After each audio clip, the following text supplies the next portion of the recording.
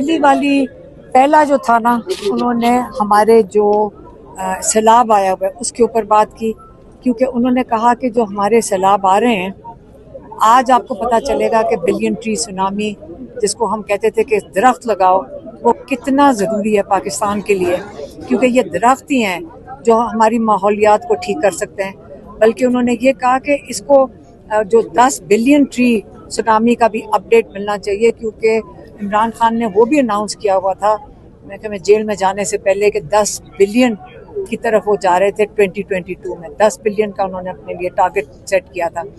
देखें, जो दरख्त हैं, आज आपको पता चल रहा है जो ऊपर से लैंडस्लाइड्स हो रही हैं वो किस लिए हो रही हैं, और जो जानी नुकसान, माली नुकसान, ये किस लिए हो रहा है, क्योंकि ऊपर से आपने जब दरख्त काटेंगे, और अगर बचत हुई है वो इसलिए हुई है क्योंकि ये दरख्त जो है ये बड़े हो गए हैं।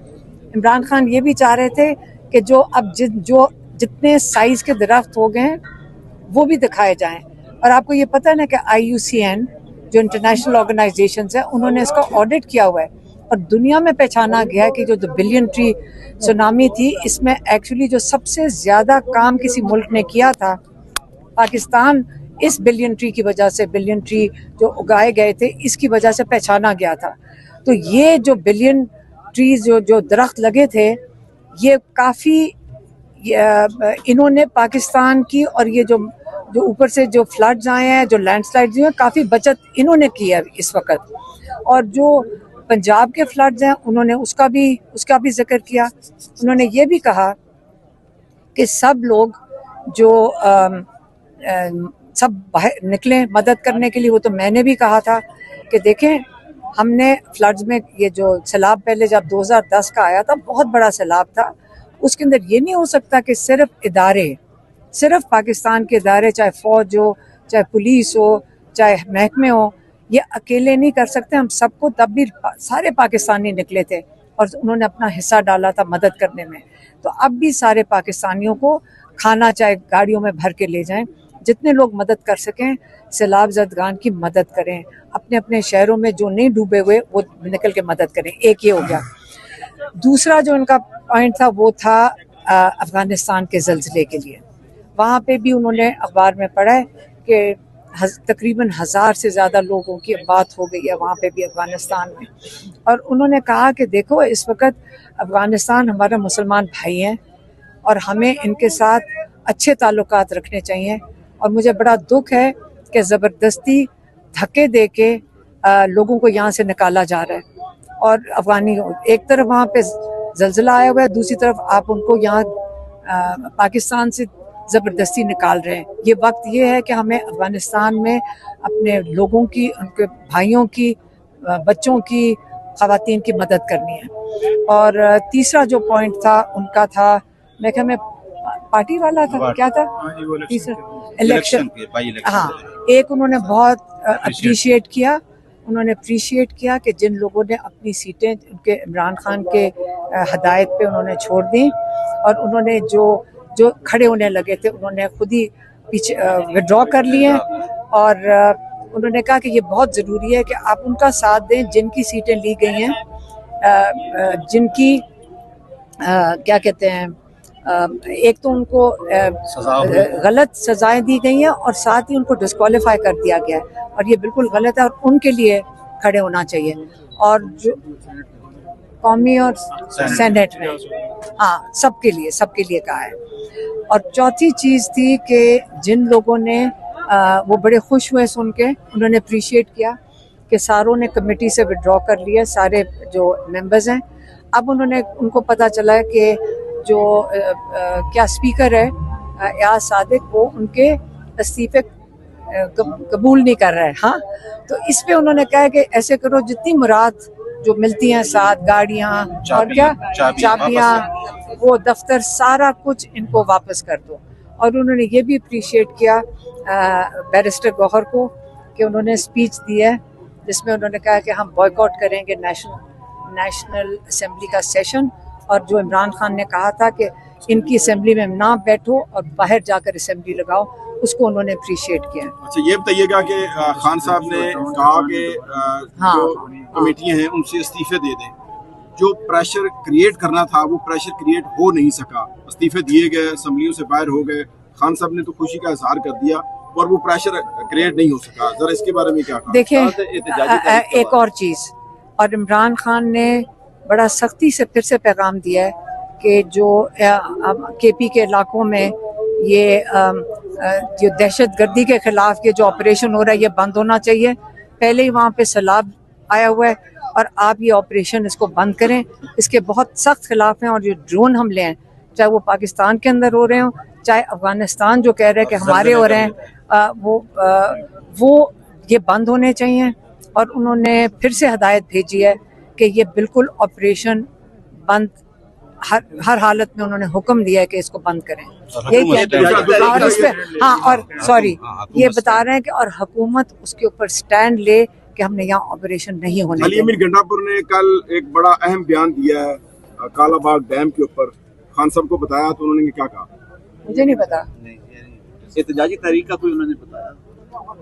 इस वक्त सैलाब आया हुआ है, इस वक्त देखिए इमरान खान कैद तन्हाई में, शुक्र है उनको अखबार मिल रहा है, लेकिन आप क्या चाह रहे हैं कि इमरान खान क्या तहरीक का इस वक्त बताएं? इस वक्त पाकिस्तान में सैलाब आया हुआ है, अफगानिस्तान में जलजिला आया हुआ है। बच्चे कब आ रहे हैं? कोई हुई बात खान साहब की? उनसे बात करेगी? बच्चों की नहीं, बच्चे अब एम्बेसी में जाकर वो भी एम्बेसी में जाएंगे क्योंकि उनको वीज़ा नहीं दिया जा रहा। उन्होंने ब्रिटिश पासपोर्ट पे वीज़ा लगाना है। ब्रिटिश हुकूमत ने उनको मशवरा दिया है कि आप ब्रिटिश पासपोर्ट के ऊपर अगर वीज़ा लगवाएंगे तो हम काउंसलर सर्विस देंगे, क्योंकि पाकिस्तान में यहाँ के जो मिनिस्टर्स हैं यहाँ से खुली धमकियाँ दे रहे हैं कि अगर बच्चे इधर आएंगे हम उनको अरेस्ट कर लेंगे। और इसलिए अगर वो कहते हैं जी अगर कोई गलत काम किया तो यहाँ मुझे बता दें किस किस ने गलत काम किया है जिसकी वजह से लोग अरेस्ट हो गए। आज आपकी मुलाकात नहीं हुई, क्या इरादा है यहीं बैठने का या वापस घर जाने का इरादा है? नहीं, अगर हम यहाँ आकर बैठे हम तब तक बैठेंगे जब तक ये लाठी चार्ज नहीं करते। तो इसका मतलब है कि आप लाठी चार्ज करेंगे तब यहाँ से जाएंगे? नहीं तो लाठी चार्ज करना क्यों? ये हमारा मुल्क है, हम जहाँ मर्जी बैठे। मतलब क्या मतलब है? ये रेड जोन है, हम खोखे के ऊपर बैठे हुए हैं, दरख्त है उसके नीचे बैठे हैं। ये कोई सरकारी जगह भी नहीं है, नहीं ये प्राइवेट जगह है। अदालती हुक्म की जो इस तरह बेतुकीरी की जा रही है, आप लोगों को मुलाकात ये बेटा किसका है?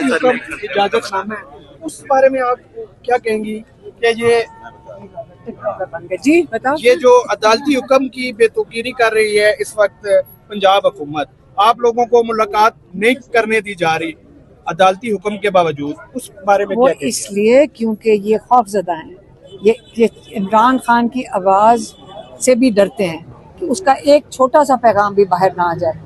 ये इनको 2 साल में ये सोचा था कि इमरान खान को जेल में डालेंगे तो लोग भूल जाएंगे ना इमरान खान को।